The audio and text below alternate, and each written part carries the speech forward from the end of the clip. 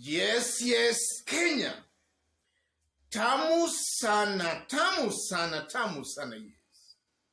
Yesterday, William Ruto's campaign secretariat, led by Josephat Nanok, came out guns blazing to accuse ICT Cabinet Secretary Joe Musheru of plans to rig this year's 2022 presidential elections.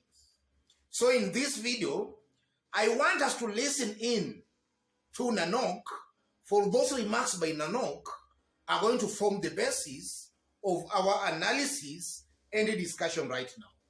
Listen into this. In particular, ICT Cabinet Secretary John Musheru. We also call out the same Cabinet Secretary and his committee for their open, flagrant, and shameless association and promotion of one political coalition and its presidential candidate. We have also noted public statements of their commitment to abuse state office, misappropriate public resources, pervert state institutions, and defy the integrity of government in the quest to secure an illegitimate win for their project.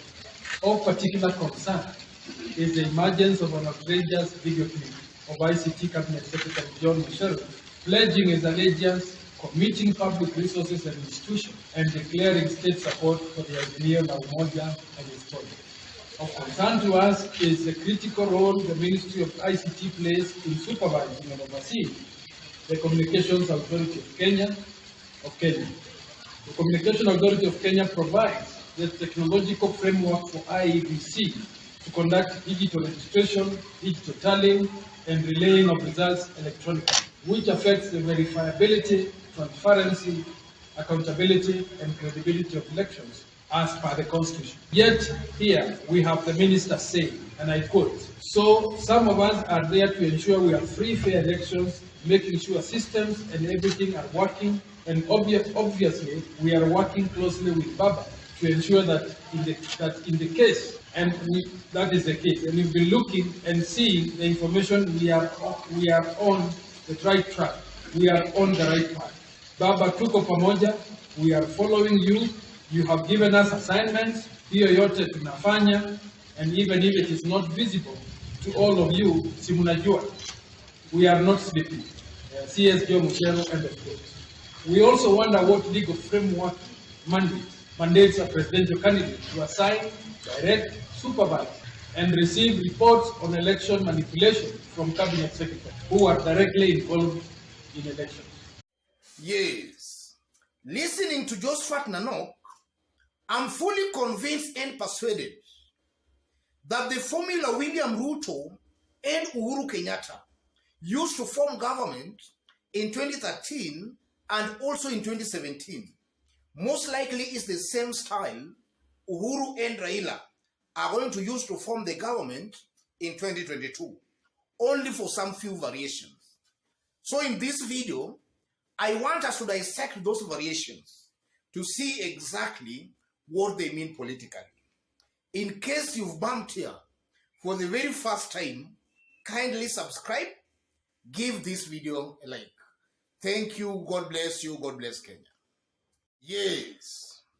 The first variation, if you compare 2013, 2017, and 2022 presidential elections, in both 2013 and 2017, the government's candidate was going against a more popular opposition candidate. And I'm saying that because at that time, both in 2013 and in 2017, till the last week, statistics were showing clearly Raila Odinga was on the lead till the last 1 week. In fact, a majority of the statistics that were being done were showing Raila Molo Odinga was on the lead, save for only Sinovet that was giving Uhuru Kenyatta the lead. So we can assume, or rather accurately say, that in both 2013 and in 2017, the government's candidate was weaker than the opposition's candidate. And if you look at 2022, or rather this year's presidential election, statistics are showing that as August election approaches, the government's candidate is gaining more ground against the opposition's candidate. And if only you can project that, and even from some credible and reliable sources and information, it's coming out clearly that so far the government's candidate is way ahead in 6 out of 8 provinces. So you can see that in 2022, the candidate seemingly being supported by the government is way much popular than the opposition's candidate, something that was missing in 2013 and in 2017 presidential elections. Then another variation, if you look at the government's candidate in 2013 and 2017, they had some credibility and integrity issues. And in 2022, the reverse is actually the case. The government's candidate is considered more credible and has some integrity compared to the opposition candidate. The opposition candidate comes out as having some integrity and credibility issues. And I'm saying that because so far, for the time William Ruto has served in government, he has been mentioned in numerous allegations of corruption. So already he's going into this year's election with some kind of a tainted image. He's being deemed corrupt. And there was a research that was done some years back in 2018, and Kenyans ranked William Ruto as the most corrupt Kenyan alive. So if you compare Ruto and Raila Amolo Odinga, one is deemed corrupt, one is painting an image of a corrupt leader, while the other is being seen to be anti that corruption. And that kind of a factor, or rather that kind of bad image, can also work against the opposition candidate. That's another variation I'm seeing in this 2022 election compared to what we witnessed in those previous elections. And then there is also another issue. If you compare the opposition candidate and the government's candidate, the opposition candidate in this year's presidential election is still part of the government, has been tried, and his performance has actually been found to be wanting. While the government's candidate in this year's election actually has not been given that power for him to be actually tested. In fact, for the time Raila and Uhuru acted in government, maybe as principals, Raila never had such kind of powers William Ruto had in his first term as the deputy president in the Jubilee government. In fact, immediately Raila and Uhuru formed government, Raila and Kibaki mean, it was some kind of a forced marriage. And from day one, there was squabbles and schemes to outdo one another. In the first term of Ruto, in fact, William Ruto was acting more or less as the president.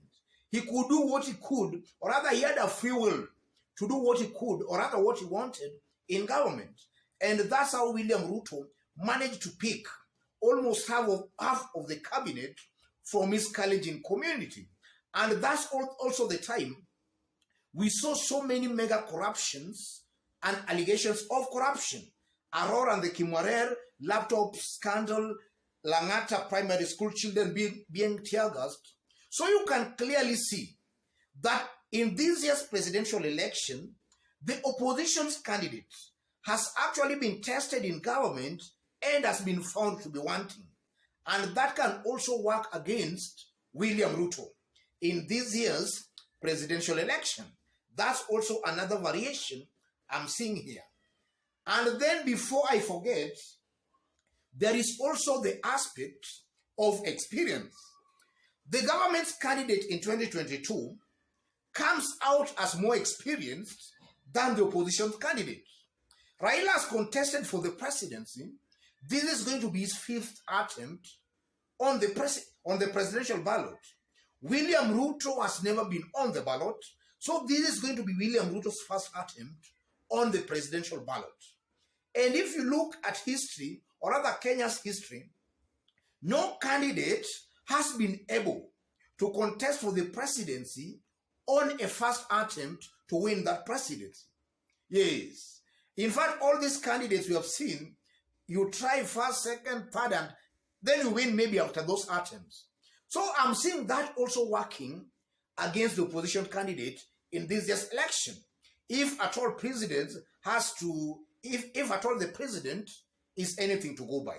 So because of all those maybe factors and variations, I'm easily seeing the opposition candidate not winning this year's presidential election. All odds are stacked against the opposition candidate. And if you couple that, if you couple that with what the likes of Nanok are also saying about the alleged kind of rigging, we are in Africa, and that's the real politics that normally happens in Africa. William Ruto is coming out clearly that is now getting into the opposition politics. That's exactly what Raila Odinga has all along been complaining about. And William Ruto actually was chiding the likes of Raila Odinga. And there was even a time William Ruto made it very clear that how will the opposition beat him, or rather beat them, if actually he's in government. That was William Ruto some years back when his relationship with President Uhuru Kenyatta was still cordial. So I'm seeing a situation where what goes around actually comes around. William Ruto, the same strategy may be used against Raila Odinga and the opposition. That strategy or style might actually be used against him. Only that in his case, things are even more thicker because that government's candidate comes out as more popular, as more popular than William Ruto. That's actually adding salt into injury. Otherwise, ladies and gentlemen, just as I did state when you were starting, in case you've bumped here for the very first time, kindly subscribe, give this video a like. Thank you. God bless you. God bless Kenya.